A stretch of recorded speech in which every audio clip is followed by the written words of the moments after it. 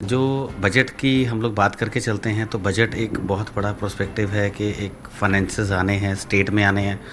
तो जो हर स्टेट को फाइनेंसेस मिलते हैं तो हर स्टेट चाहेगी मैं ग्रो करूं। तो हर स्टेट में ग्रो होने के अलग अलग तरह के डिपार्टमेंट्स होते हैं। उसमें एक आयुर्वेद भी एक ऐसा डिपार्टमेंट है जो आपको हेल्थ के रिलेटेड ही प्रमोट करेगा। कोविड में भी आपने देखा कि जहां आयुर्वेद ने काम करा है वहां कहीं और काम नहीं हुआ। हमारे पास भी ऐसे आई थिंक काउंटलेस एग्जाम्पल्स हैं जो हमने आयुर्वेद से मतलब कोविड के अलावा और भी अलग अलग प्रॉब्लम्स हैं जहां हमने लोगों को विश्वास और ट्रीटमेंट्स बेस्ट पॉसिबल हम लोग 4 पीढ़ियों से देते आ रहे हैं।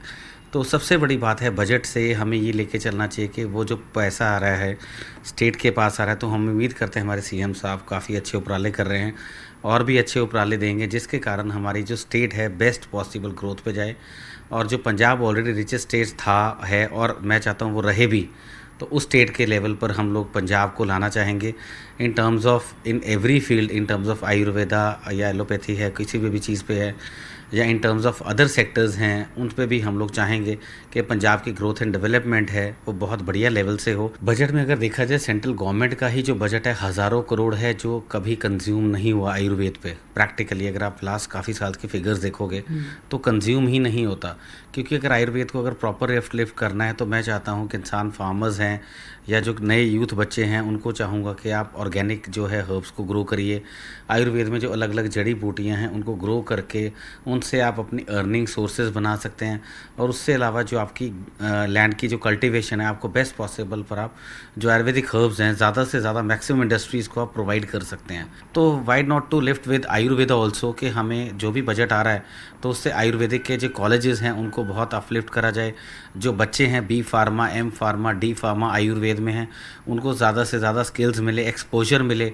जिन तरह उन बच्चों को एक्सपोजर एंड स्किल्स मिलेगा उतनी अवेयरनेस आने वाले यूथ में रहेगी। यूथ में आएगी तो उसके साथ हमें बहुत ही चीज़ों का फ़ायदा मिलेगा। क्योंकि अगर बानी में भी अगर आप जाते हैं ਗੁਰੂ ਗੋਬਿੰਦ ਸਿੰਘ ਨੇ ਕਹਿ ਕੇ ਅਸੀਂ ਆਪਾਂ ਜਿਹੜੀ ਤੁਸੀਂ ਸ਼ਬਦ ਪੜ੍ਹਦੇ ਹੋ ਕਾफ़ੀ ਚੀਜ਼ਾਂ ਦੇ ਵਿੱਚ, ਤੇ ਉਹਦੇ ਸਿੰਪਲ ਉਹਨੇ ਦੱਸਿਆ ਕਿ ਤੁਸੀਂ ਘੱਟ ਖਾਣਾ ਆਯੁਰਵੇਦ ਦੇ ਨਾਲ ਬਹੁਤ ਰਿਲੇਟਡ ਹੈ, ਤੇ ਘੱਟ ਖਾਣਾ ਤੇ ਘੱਟ ਸੌਣਾ। ਤੇ ਉਹੀ ਲਾਈਫ ਸਟਾਈਲ ਜਿਹੜਾ ਆਯੁਰਵੇਦ ਵਿੱਚ ਵੀ ਦੱਸਿਆ ਜਾਂਦਾ ਹੈ, ਤੇ ਉਹ ਜਿਹੜੇ ਹਜ਼ਾਰਾਂ ਸਾਲ ਪਹਿਲੇ ਆਯੁਰਵੇਦ ਤੇ ਗੁਰੂ ਗ੍ਰੰਥ ਸਾਹਿਬ ਦੇ ਵਿੱਚ ਵੀ ਦੱਸਿਆ ਗਿਆ, ਗੁਰੂ ਗੋਬਿੰਦ ਸਿੰਘ ਜੀ ਦੱਸਿਆ, ਤੇ ਅਸੀਂ ਉਹਨਾਂ ਚੀਜ਼ਾਂ ਨੂੰ ਫੋਲੋ ਅਪ ਕਰਕੇ ਅਸੀਂ ਇੱਕ ਲਾਈਫ ਸਟਾਈਲ ਨੂੰ ਨੈਚੁਰਲ ਤਰੀਕੇ ਨਾਲ ਆਯੁਰਵੇਦ ਦੇ ਜ਼ਰੀਏ ਇੱਕ ਲਾਈਫ ਸਟਾਈਲ ਨੂੰ ਜੀਣ ਦਾ ਜਿਹੜਾ ਤਰੀਕਾ ਹੈ ਅਸੀਂ ਉਸ ਨਾਲ ਉਹਨੂੰ ਅੱਗੇ ਲੈ ਕੇ ਆਈਏ। ਦੇਖੋ ਅਗਰ ਇਨ ਟਰਮਸ ਆਫ ਮੈਂ ਇੰਪੈਕਟ ਲੈ ਕੇ ਚੱਲਾਂ ਕਿ ਦੇਖੋ ਜਿੰਨੀ ਸਾਨੂੰ ਇਨਪੁਟ ਆਯੁਰਵੇਦ ਦੇ ਵਿੱਚ ਬੱਚਿਆਂ ਨੂੰ ਅਪਲਿਫਟ ਹੋਣ ਨੂੰ ਮਿਲਦੀ ਹੈ ਉਹਦਾ ਓਨਾ ਹੀ ਜਾ ਕੇ ਜਿਹੜਾ ਰਿਜ਼ਲਟਸ ਹੈ, ਦੇਖੋ ਜਿਹੜਾ ਅੱਜ ਬੀਜ ਬੋਇਆ ਨਾਲ ਦੇ ਨਾਲ ਤਾਂ ਕਦੇ ਰਿਜ਼ਲਟ ਆਉਂਦਾ ਨਹੀਂ।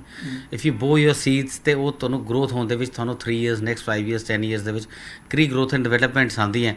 ਤੇ ਬੱਚਾ ਉਹਦੇ ਵਿੱਚੋਂ ਕਿੰਨਾ ਬੱਚਾ ਤੁਹਾਡਾ ਪੜ੍ਹ ਕੇ ਸਕਸੈਸਫੁਲੀ ਨਿਕਲਿਆ ਹੈ, ਰਿਜ਼ਲਟ ਓਰੀਐਂਟੇਸ਼ਨ ਬੱਚਾ ਕਿੰਨਾ ਹੈ। ਜਿੰਨਾ ਰਿਜ਼ਲਟ ਓਰੀਐਂਟੇਸ਼ਨ ਬੱਚਾ ਹੋਊਗਾ ਉਨਾ ਉਹਦਾ ਸਕਸੈਸ ਰੇਟ ਵੱਧ ਜਾਏਗਾ। ਜਿੰਨਾ ਸਕਸੈਸ ਰੇਟ ਹੈ ਉਹਦੇ ਨਾਲ ਉਹ ਇੰਡਸਟਰੀ ਦੀ ਗਰੋਥ ਵਧੇਗੀ, ਇੰਡਸਟਰੀ ਦੀ ਗਰੋਥ ਵਧੇਗੀ ਤੇ ਸਟੇਟ ਦੀ ਗਰੋਥ ਆਪਣੇ ਆਪ ਆਉਣੀ ਸ਼ੁਰੂ ਹੋ ਜਾਏਗੀ, ਤੇ ਉਹ ਸਟੇਟ ਦਾ ਨਾਮ ਵੀ ਆਪਣੇ ਆਪ ਰੋਸ਼ਨ ਹੋਊਗਾ। ਜਦੋਂ ਸਟੇਟ ਦਾ ਨਾਮ ਰੋਸ਼ਨ ਹੁੰਦਾ ਹੈ ਤਾਂ ਉਹ ਇੱਕ ਗੌਰਵ ਬਣ ਜਾਂਦਾ ਹੈ, ਇੱਕ ਇਤਿਹਾਸ ਬਣਦਾ ਹੈ ਕਿ ਹਾਂ ਵੀ ਇਹ ਬੱਚੇ ਨੇ ਜਾਂ ਇਸ ਸਟੂਡੈਂਟ ਨੇ ਜਾਂ ਇਸ ਲੜਕੇ ਨੇ ਜਾਂ ਇਸ ਡਾਕਟਰ ਨੇ ਜਾਂ ਇਸ ਵੈਦਿਆ ਨੇ ਜਾਂ ਇਸ ਬੰਦੇ ਨੇ ਆਹ ਅਪਲਿਫਟਸ ਕੀਤੀਆਂ ਆਯੁਰਵੇਦ ਦੇ ਵਿੱਚ। ਸੋ ਮੈਂ ਵਿਸ਼ ਕਰਦਾ ਹੈ ਬੱਚਿਆਂ ਨੂੰ, ਯੂਥ ਨੂੰ, ਸਭ ਨੂੰ ਕਹਿੰਦਾ ਕਿ ਤੁਸੀਂ ਜਿਹੜੀ ਮਰਜ਼ੀ ਪੈਥੀ ਨੂੰ ਸਟੱਡੀ ਕਰੋ, ਮੈਨੂੰ ਕੋਈ ਪ੍ਰੋਬਲਮ ਨਹੀਂ, ਖੁਸ਼ ਰਹੋ। ਅਤੇ ਆਈ ਵਿਸ਼ ਕਿ ਤੁਸੀਂ ਆਯੁਰਵੇਦ ਨੂੰ ਆਪਣੀ ਲਾਈਫ ਦੇ ਵਿੱਚ ਪਾਰਟ ਆਫ ਸਟੱਡੀ ਦੇ ਵਿੱਚ ਜ਼ਰੂਰ ਲੈ ਕੇ ਆਓ। ਅਤੇ ਕਿ ਤੁਸੀਂ ਕਿਉਂਕਿ Ayurveda starts from home, basically kitchen ਹੈ। ਕਿਚਨ ਦੇ ਵਿੱਚ ਤੁਹਾਡੇ ਅਦਰਕ ਵੀ ਹੈ, ਸੁੰਡ ਵੀ ਹੈ, ਇਲਾਇਚੀ ਵੀ ਹੈ, ਹਰ ਚੀਜ਼ ਹੈ। ਬਹੁਤ ਹੋਰ ਜੀ ਚੀਜ਼ਾਂ ਨੇ ਜਿਹਨੂੰ ਅਸੀਂ ਲੌਂਗ, ਇਲਾਇਚੀ, ਬਹੁਤ ਚੀਜ਼ਾਂ ਅਸੀਂ ਯੂਜ਼ ਕਰਦੇ ਹਾਂ। ਅਤੇ ਤੁਸੀਂ ਤੁਹਾਡੀ ਹੋਮ ਰੈਮੀਡੀਜ਼ ਦੇ ਵਿੱਚੋਂ ਹੀ ਤੁਸੀਂ ਆਯੁਰਵੇਦ ਨੂੰ ਘਰੋਂ ਹੀ ਸਟਾਰਟ ਕਰਦੇ ਹੋ।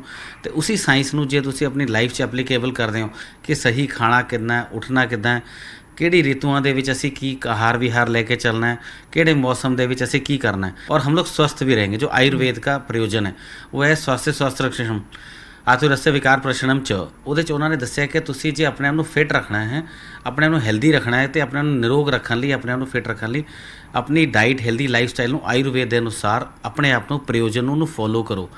ਖੁਦ ਫੋਲੋ ਕਰੋਗੇ ਤੁਹਾਡੇ ਨਾਲ ਹੋਰ ਹਜ਼ਾਰਾਂ ਲੋਕ ਜੁੜਨਗੇ, ਉਹ ਹਜ਼ਾਰਾਂ ਦੀ ਤਾਦਾਦ ਹੋਰ ਅੱਗੇ ਕਿੰਨੀ ਵਧੇਗੀ। ਤੁਸੀਂ ਇੱਕ ਬਹੁਤ ਅੱਛੀ ਚੇਨ ਬਣਾ ਸਕਦੇ ਹੋ towards growth and development of your state.